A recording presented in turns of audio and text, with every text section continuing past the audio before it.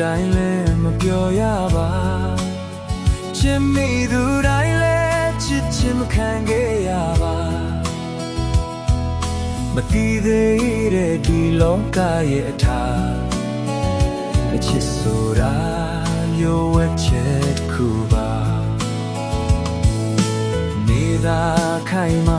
မြင်လို့လေ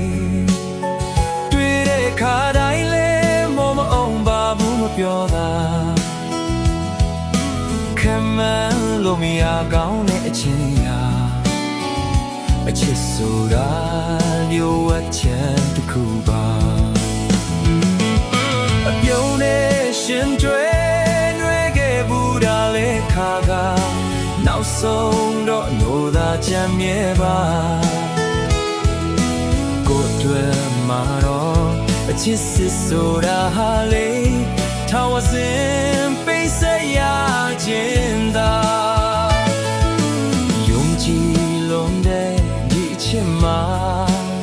ဘဝတစ်ခုကိုယဉ်နီးမိနဲ့ရင်နဲ့ကစားလာနိုင်ရှုံးတော့ကိုယ်လည်းမသိသေးပါအချစ်ဆိုတာလျှို့ဝှက်ချက်တစ်ခုပါ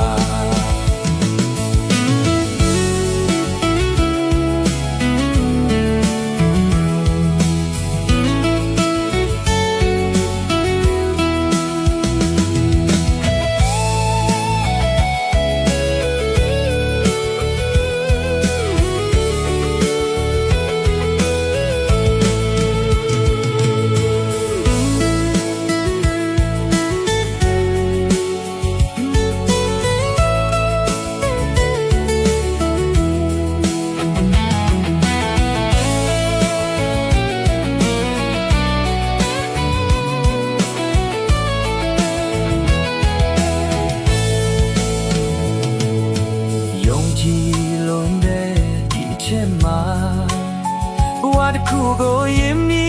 မိနဲ့ရင်နဲ့ကစားလာအနာဂတ်ရှုံးတော့ကိုယ်လည်းမသိသေးပါအချစ်ဆိုတာ